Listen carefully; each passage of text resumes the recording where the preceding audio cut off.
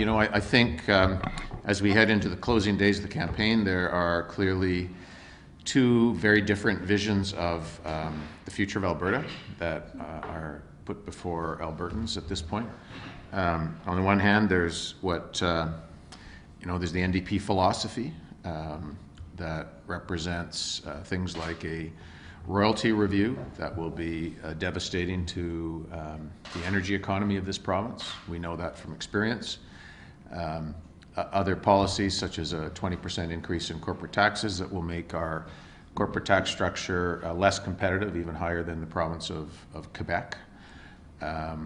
More proposals for interference in the economy on the part of government, higher minimum wages, as well as, in addition, a clear statement that an NDP government would not stand up and fight for the economic infrastructure that's critical to the future of the province. And so I think what all of that represents is an NDP vision that departs dramatically from the Alberta Advantage that has built this province. As you may have heard me say last night, 100,000 people per year come to this province for a reason. You said last night the Wild Rose is not in a position to hold off the NDP. Why do you think that is?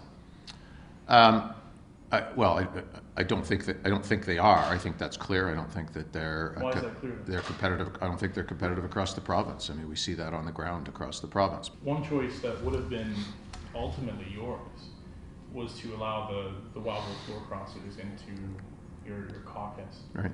How do you think that has played into this campaign? I think it has different effects in different constituencies. Clearly in the constituencies where, those people are running, they have been dealing with their constituents. And I've said before, I mean, the decision to leave a party, cross the floor, join another party, is not my decision. It's a decision that, an individual elected representative would have to make, and they have to be accountable to their own constituents. Speaking of Mr. Darcy, he seems to be in a tough fight in Calgary, although do you anticipate you'll be working with him as education minister come next week? And if not, who would you consider to be your replacement in caucus? He's been in tough contests before, and the by-election last fall was not easy. He's working hard. He's one of the most capable people I've ever seen out there on the doors, speaking with Albertans and earning their trust to represent them. And I'm confident he will be re-elected. Do you remember the last time you were in an emergency room? I sure do. When was that? Well, the last time I was in an emergency room was about 2 years ago with a friend who thought he was having a heart attack at the Peter Lougheed in Calgary. I've been there myself a few times. They're mostly hockey injuries, but that's where I had to go. That experience 2 years ago, from your perspective, was? He was well taken care of. Yes, when their fear being that he was having a heart attack, he did not. But he received, in that case, very prompt treatment. Yeah. It's been suggested that the Alberta government should ban both corporate and union donations to political parties. I'm wondering what your thoughts on that proposal are.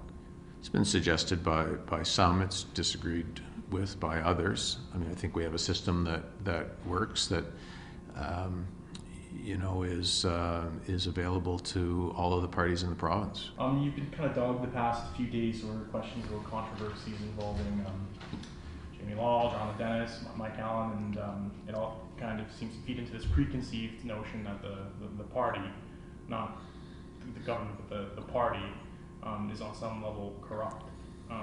Are you taking any actions to address that notion? How do you do that? Sure, and I will, respect your question. We're always looking to improve the process in the party, but to be fair, you know, the ability to represent the Progressive Conservative Party as a candidate has been hotly contested across the province. You know, in the specific context of that you referred to in Chestermere at Rocky View, the candidate was screened out because there was a restraining order had been issued against him by, you know, at the request of a woman. I indicated that I felt the decisions were appropriate. I didn't explain the reason because we did not want to draw attention to the identity of the woman, and respected her privacy. Ultimately, it was, you know, CBC that made the restraining order public. I don't think that speaks to a problem in my party. You know, I think that my party made the right choice. How much do you know about what's going on with the Jonathan Dennis case in court, and should Albertans know? Well, there is a publication ban, and I'm not, you know, neither I nor my party or the government are party to those proceedings. I mean, this is a divorce, you know, estrangement issue, divorce issue between Mr. Dennis and his former spouse, Brianne. I learned last Saturday at 9 o'clock that legal proceedings had been commenced against Mr. Dennis. I called him within half an hour of learning of that and requested his resignation as the Minister of Justice. Based on the fact that there were legal proceedings commenced against him, and in my view, these may be my rules, but they are the rules. It's not tenable for somebody to be the Minister of Justice and the Solicitor General when he's a private litigant before the courts. It's not appropriate. You know, that's a decision that's made, and, you know, someone asked me at a press conference if, you know, that's reversed once he's finished the legal proceedings. No. Because Meaning he has resigned as the Minister of Justice, okay, so and is finished as the Minister of Justice and the Attorney General. Agreed. Well, you know, it wasn't that he stepped aside until this was done. He's no longer the minister.